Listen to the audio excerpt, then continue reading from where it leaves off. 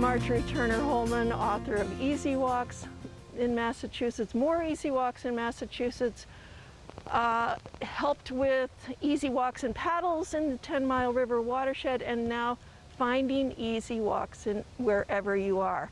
And that's the name of this show, is Finding Easy Walks Wherever You Are. And I start right in my backyard. We're at High Street in Bellingham, Massachusetts, the athletic fields. When you get here, you're going to see fencing saying no spectators, but we're not spectators, we're participants. We're getting out, we're enjoying the outdoors, and this is a great easy walk, half mile down to the Hidden Charles. You've gotten lots of information about the Hidden Charles in Mike Tugias's book, The Hidden Charles, and we are going right to the Hidden Charles in Bellingham. One of the few ways that you can get here is by this little trail, this public access. It's town conservation land. Town conservation lands in any towns are the best places to start, and they're not terribly crowded because a lot of people don't think about going there. Often there's no signs. So we're going to just walk and talk with my friend Christine and her kids, and they're going to enjoy an easy walk with us. And right now we're at the trailhead, and I'm going to just shout out to Sean Body of Bellingham, who worked for 2 years on his Eagle Scout project to get this trailhead marked so people can actually find it. And marked, you'll see the red arrows along the way, so I don't get lost as I go along the trail. There's lots and lots of extra trails, but there's only one trail that gets you down to the river. And then he also built a bridge because there's a temporary stream, an intermittent stream that flows across the trail. And I've landed in it face first, so I'm very grateful for that bridge when it's springtime. So let's go walk.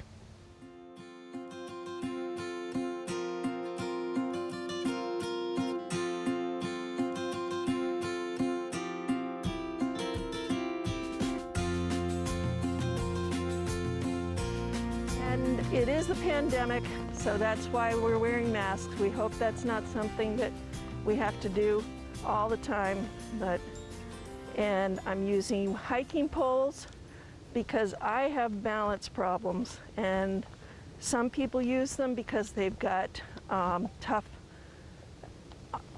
issues with their knees, or they're older, or they've maybe just been injured recently. So this is hard, but we can do this. All right. And I'm going to have a hard time getting over the bridge. We'll see how I manage. This time of year, it's dry, so I'll be able to walk across the stream either way. I don't think we've ever been here when it's been wet. Spring. Yeah. Spring, but right now it's very, very dry. Okay, I can do this step up. We don't have any kind of a trail committee that's responsible. Oh, what is that one? Up to planning any kind of trail cleanups. And that would be a real help. I'll take some we got pictures. some mushrooms. Yeah. So there's a couple of mushroom groups. That's where I've been spending some time lately. All right. They always want your gills. They want to see the gills too. All right. And a spore print. But yeah, the honeys are kind of like this, but not. These are not. No. I take pictures wherever I go, and that's just part of, for me, helping remember what I'm doing, and it's a bit of a compulsion that my husband gets a little tired of. Sean basically did three Eagle projects in one. The bridge that we walked over, marking the trail, that would have been a second Eagle project, and then the third was the kiosk. So any of those would have constituted an Eagle project all by itself. He did an amazing job and made this an amazing, much more accessible trail.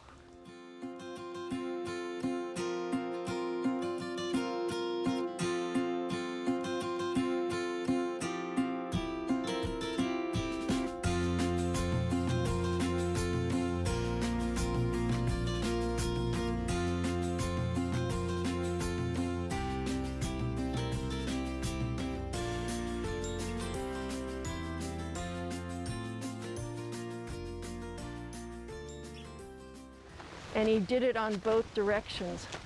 So this actually on both sides, because it's really easy when you're walking, coming back. This is a down and back, right? Not a loop trail. So trails always look different when you're coming back a different direction.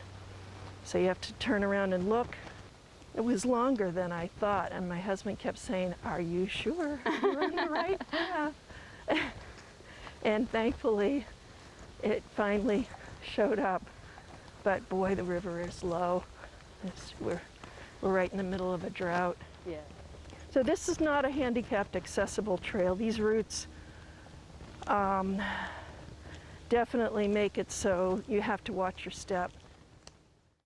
But for me, the distance and that it's got such a sweet view of the river makes it worth the effort to get over the roots. But it's not a smooth paved trail. So people who really have a hard time with surfaces, this may not be their best place to go, but I really love it. And I can manage this. The walking sticks, the hiking poles, help me get over the roots just with care.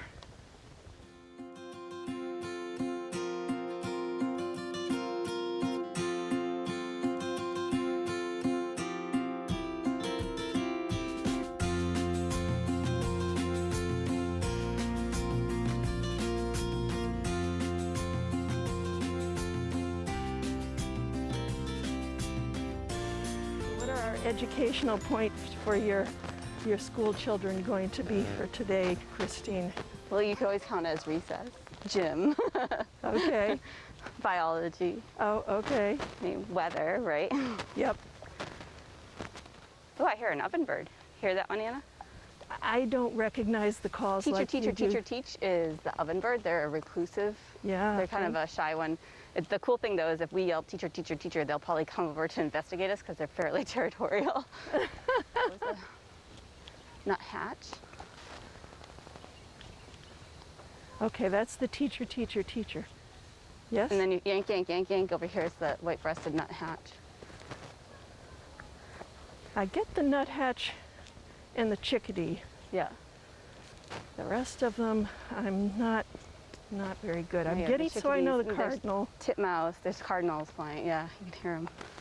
This is where you have to work on your birding ear. Oh, I know. I do not have a good birding ear. Yep, we're to the river. We found it. I have spent whole walks trying to find What's this that? spot and going through mosquito-infested wetlands Yes, that yeah. other people who were with me were very unhappy about. Hear all the So this is another reason I'm really, really grateful for Sean's markers. Oh yeah, right there, we're in people's backyards almost. But you can hear there is no public access except right through here. The other side there's a railroad bridge. I honestly don't know how you get to that other. I think it's wetlands farther up. I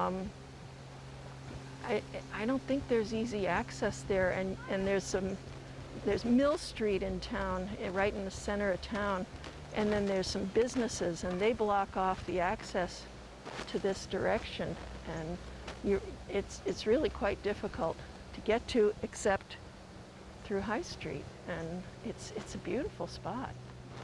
I really love it.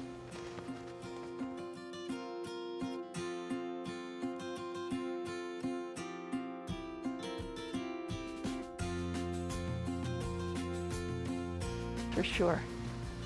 That's the thing is walking trails as opposed to bushwhacking is you're going where other people have gone, and that's a good thing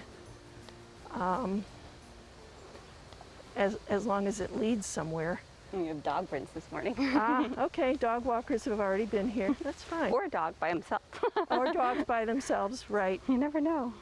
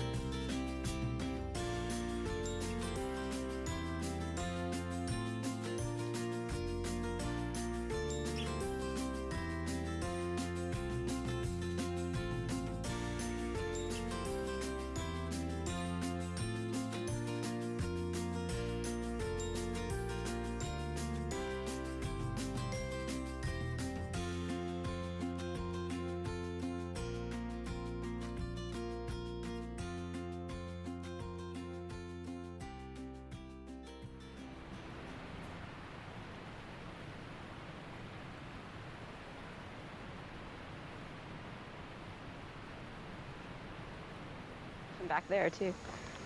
Yeah, it had to have been a dam.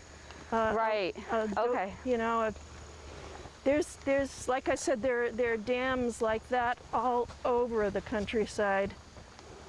And they were very, very small power sources, and this time of year, not much water. Shame it's so noxious, because it's really pretty. Not sure how that will come across in my camera. Oh, yep, in the sunshine. Bridge, it's on the Blackstone River. I don't know. Yeah, you might not remember the last time we went. Yeah, no, it's a great open area that you can go along. Will you walk along the river? Usually we do that and then go up to the rocky Lookout Rock. lookout, yeah. Yeah. Or Joe's Rock. That's not Joe's Rock. No? No, Okay. that's called Lookout Rock. It's actually. I hear people talk about Joe's Rock and then Lookout Rock, and I'm trying to figure out if they were related. Joe's Rock is in Rentham. Oh, okay. Off 121. It's the reason I started writing these books, because I wrote a small article about it and put it up on my website. And 500 hits later, I finally said, you know, people don't know where to walk. And there's a need here, I think. I can do something about that. The Virginia creeper that lots of people mistake for poison ivy. You've got poison ivy right next to it. But see the difference? This is 5 leaves and that's 3. And this one has already changed color, and that gets tricky too, because both poison ivy and Virginia creeper change colors.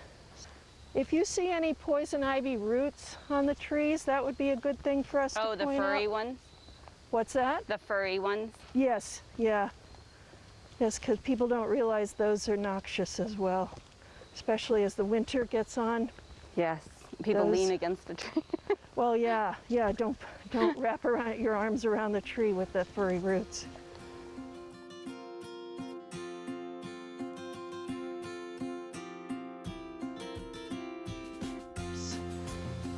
If the trail weren't here and you were just in the woodland and a tree falls over like that, it ends up being a hump, and where it pulled the roots up, you've got a dip.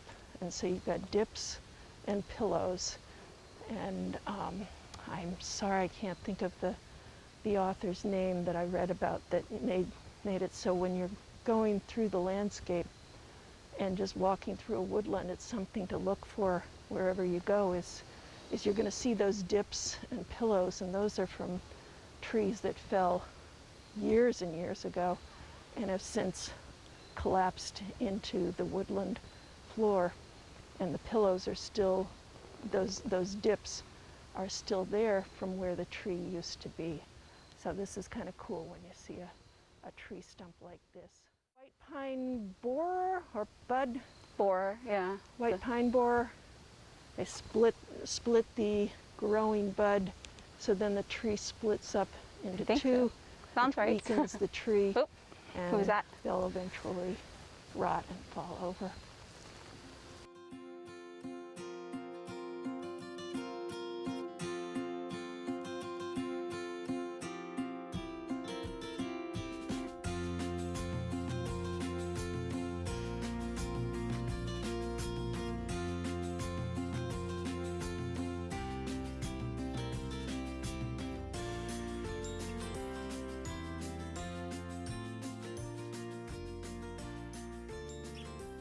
Yeah, this is a small area. You know, it's half mile down, half mile back. I take longer just because I walk slow. I think I sought Sean out and said, we need to do something with this. Is this something you can take on as an Eagle Scout project? And he embraced it and did over and above anything that I could have imagined. That was really amazing.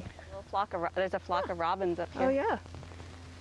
The funny thing is we always think they migrate south, but they're there in the winter. You just don't see them.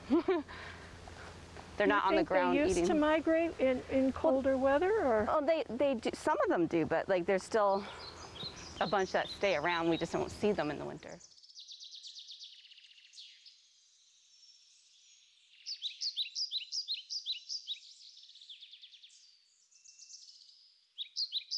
But these other trails lead, I don't know where, but they don't lead to the river. And after the pretty spot that we had along the river, it spreads out because it flattens, the land flattens into a big floodplain. And where you cross High Street, getting over close to Maple Street, the river runs through under that bridge, and that's the Charles River. But at least in the spring, it's pretty obvious now. You're not going to see much water at all. It's still running, but it's all wetlands and very swampy and very mosquito-y, especially in the summer. It's not a pleasant place to hang out. So the foliage there is gorgeous right now. We'll get some, I'm going to stop and get some pictures of that on my way home. But yeah, this is, you don't want to take these other trails here. I can't tell you where they lead, and they're not going to get you to the Charles River. And eventually they get to some pretty uncomfortable, rough terrain that's not so fun. This is a stream in the spring. It's what's called an intermittent stream and flows under where the bridge is. And when Sean did this, he dug out 3 feet deep worth of pallets and junk and other stuff that over the years people had thrown across the stream trying to make it so that they could get across. And this is a much, much better idea. It's not handicapped accessible. The Conservation Commission didn't want to make it so that the dirt bikes were riding over it and would end up damaging it. But it's a great improvement over trying to navigate across the muddy stream. And like I said, I have landed face first in it trying to get across it. It's really quite slippery in the spring. Right now you can just walk across it. So that was our first adventure, down to the Hidden Charles and back. Thanks for joining us on High Street Trail in Bellingham. And this is Finding Easy Walks Wherever You Go. I'm Marjorie Turner Hollman. See you next time.